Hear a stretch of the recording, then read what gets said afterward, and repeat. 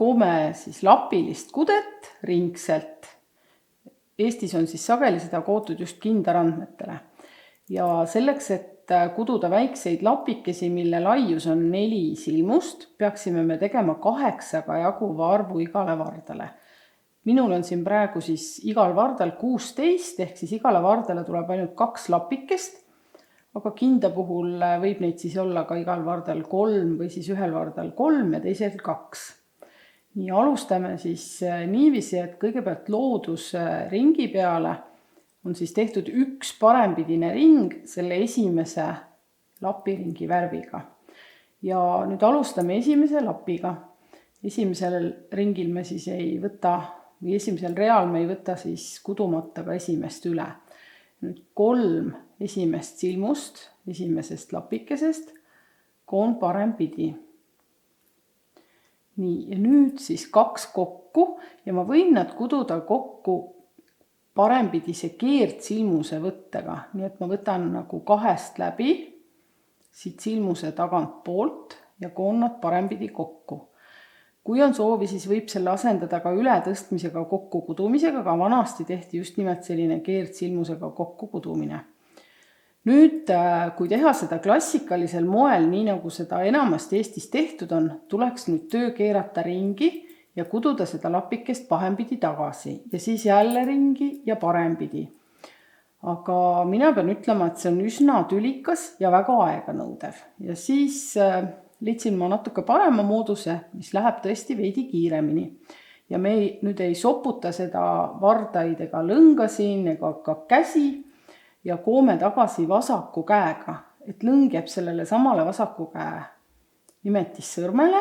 Ehk siis me ei muuda oma käte asendit ja koome nüüd vasaku käega tuldud teed tagasi. Esimese silmuse tõstame siit kudumata, ehk siis pistan siis vasaku varda siia esimesse silmusesse. Nii, nüüd on esimene silmus tehtud, mis oli kudumata. Nüüd vasaku varda, pistan selle parema varda taha, ehk siis vasakult poolt paremale ja nii, et vasak varras jääks taha poole. Nii, nüüd ma võtan selle lõnga, mis on mul vasaku käe nimetissõrmel ja viskan üle otsa siit niiviisi, et kõigepealt nagu enda poolt taha poole. Ja nüüd ma võin selle tuua siis kas siit silmusest läbi, aga kuna mu parem käsi on parem töökäsi, siis ma võin ka parema vardaga selle silmuse siit üle tõsta.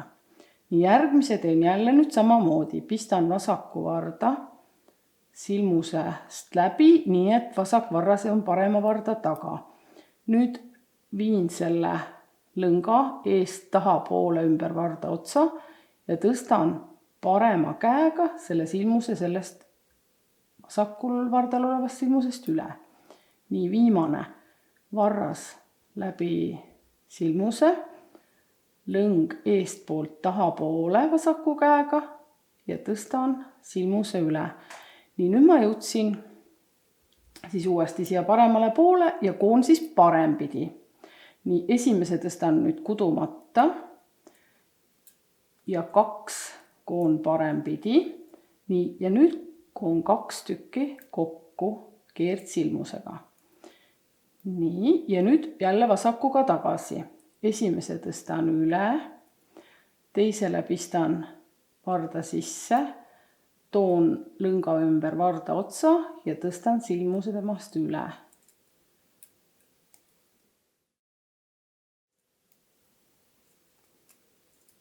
Ja niiviisi saan ma siis mugavalt kududa, nii et mul ei ole vaja tööd ringi keerata. Nii, kui ma olen nüüd kokku ära kudunud ja mul on järgi siin ainult 8 silmust, siis ma alustan järgmise lapi kudumist täpselt samamoodi. Ehk siis esmalt koon 3 parempidi ja siis 2 keerdsilmusega kokku. Nii, nüüd tulen uuesti tuldud teed tagasi, esimese tõstan. Nii, ja nüüd ülejäänud koon siis vasaku vardaga tagasi, aga ma koon nüüd ainult neid 4 silmust, ühesõnaga siia esimese lapi juurde ma enam ei lähe. Nii, nüüd lähen jällegi paremalt vasakule ja viimase silmuse koon kokku siit servast järgmisega. Nii. Ja nüüd tulen jälle vasaku käega tagasi. Esimese tõstan kudumata ja 3 koon vasaku käega tagasi. Nii. Ja siis jälle paremalt vasakule. Ja teen seda siis nii kaua, kuni mul need silmused siit nüüd otsa saavad. Niiviisi hakkavad mul siis tulema sellised väikesed lapikesed ja terve selle esimese ringi koon siis niiviisi neid lapikesi. Nüüd, kui terve ring on neid lapikesi tehtud, siis ma võin selle lõnga ära katkestada, juhul muidugi, kui mul ei järgne siit valgeid lappe. Ja alustan siis uut lapiringi uue värviga. Aga ennem kui ma lappe tegema hakkan, ma teen ühe vaheringi. See vahering siis aitab mul selle vastu, et mul ei jääks nagu teine värv teise seest välja piiluma.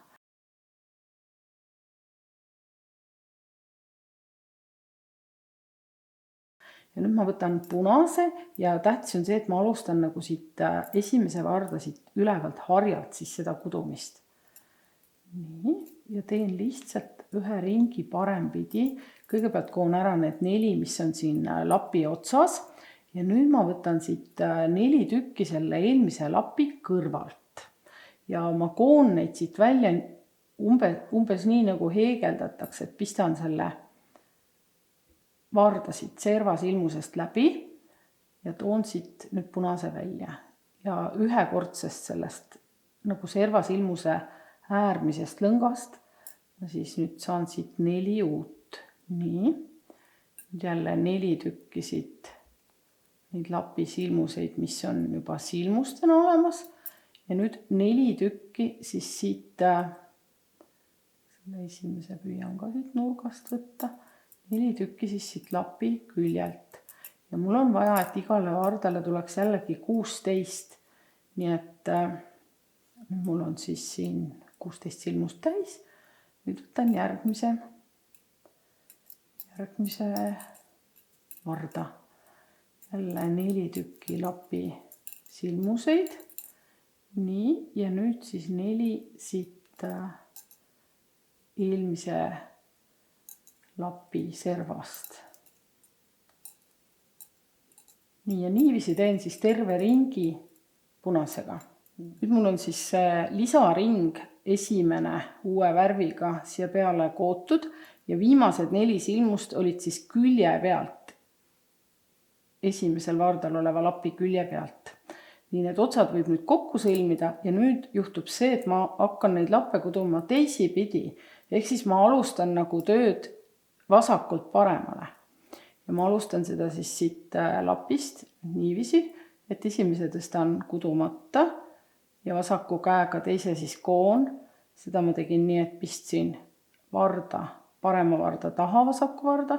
Ja nüüd ükskõik, kas ma viskan või ma lausa panen käega siis eest poolt taha poole selle lõnga ümber selle silmuse. Nii, kolmanda ka. Nii, ja nüüd seisab ees selline natuke keerukam töö, ehk siis ma pean 2 tükki kokku kuduma samamoodi vasaku käega. Ma pistan siis vasaku varda parema varda taha silmustest läbi, 2 silmusest. Nii teen eest poolt taha poole selle lõngaga keeru. Hoian seda lõnga hästi pingul ja nüüd saan siis need 2 siit üle tõsta. Nii, nüüd ma koon parempidi tagasi. Esimese tõstan kudumata ja 3 koon lihtsalt parempidi. Ja lähen uuesti vasakult paremale. Esimese tõstan kudumata. Nii, teise silmuse pistan varda läbi. Koon vasaku käega, 3. koon vasaku käega ja 4. ja 5. koon vasaku käega kokku. Nii, nüüd jälle esimese tõstan üle ja 3 koon parempidi. Nüüd ei pea enam neid silmuseid nii väga lugema, sest see on kohe aru saada, kui see lapikene valmis saab. Esimene üle, teine parempidi, 3. parempidi ja 4. ja 5. parempidi kokku. Nii, üks kord veel. Esimese tõstan üle ja 3 parempidi. Nii, esimene üle, teine vasakuga, nii, nüüd 2 kokku. Nii, nüüd mul on jälle siia jäänud 1, 2, 3, 4, 5, 6, 7, 8 ja ma lähen järgmise lapi juurde. Alustan tööd siis vasaku käega kududes. 2. Nüüd alguses siis 3 koon ja siis 2 vasaku käega kokku. Nii. Ja tagasi esimene üle ja 1, 2, 3. Nüüd kui ma vaatan, siis on juba näha, et need lapid hakkavad tulema mul niiviisi, et kui ühed lapid lähevad nagu paremalt vasakule, siis järgmine rida lähevad nagu vasakult paremale. Ja niiviisi koon siis terve ringi nüüd lapikesi ära. Nüüd meil on siis tehtud teine lappide ring ja ma näitan siit, miks me siis tegime selle lisarea või selle alguse rea. See lisarida või alguse rida uue värviga annab siis selle, et see kokkuvõtvad silmused siin, et nende vahelt ei hakka piiluma välja punase vahelt valge värv. Vanasti seda lisarida ei tehtud ja vanadel kinnastel võibki näha, et see kokkuvõtmise rea vahelt piiluvad siis väiksed täpikesed sellest eelmisest reast, jääb selline ebaühtlane see üleminek. Ja pealegi on selle lisareaga tegelikult lihtsam toimetada. Nii nüüd 3. lapiring ei ole ka päris täpselt samasugune nagu esimene, sest et esimesel mul ei olnud veel neid lappe ju siin tehtud ja nüüd 3. lapiringi me alustame mitte esimese varda algusest, vaid tegelikult 4. varda lõpust. Ehk siis ma alustan nende külje pealt välja kootud silmustega. Ja võtan siis selleks, võtan siit uue värvi. Panen selle lihtsalt siia rippu. Neid otsi muidugi on praegu hästi palju, aga võimalik, et need hakkavad ka korduma siin, et siis ma saan neid üle vedada. Nii ja nüüd alustan siis siit 4. varda viimase lapi külje pealt nende silmuste väljakorjamist. Ja ma peaksin siis saama siit 4 tükki, 1, 2, 3 ja selle 4. võin siis võtta siit nagu sellest põhjast. Nii 4. Ja nüüd, kui mul on need 4 tehtud, siis teen ka need 4 lapi silmust ja nüüd jällegi 1, 2 ja 3 ja 4. Et nendest punastest servasilmustest 4. Nii 1, 2, 3, 4. Ja kuna mul nüüd 16 silmust on täis ja ma alustasin sellest eelmise varda küljelt, siis ma lõpetan siin lapi harjal. Võtan uue varda ja alustan siis selle varda silmuste korjamist jällegi selle eelmise varda külje peal olevatest silmustest. 1, 2, 3 ja 4. Alati siis loen, et saan juurde 4. Ja siis nüüd meil on tehtud siis see alusring 3. värviga ja me saame alustada peaaegu samamoodi nagu esimest lapiringi. Kõige esimest me siis esimesel lapireal üle ei tõsta. Koome siis 3 parempidi sinisega.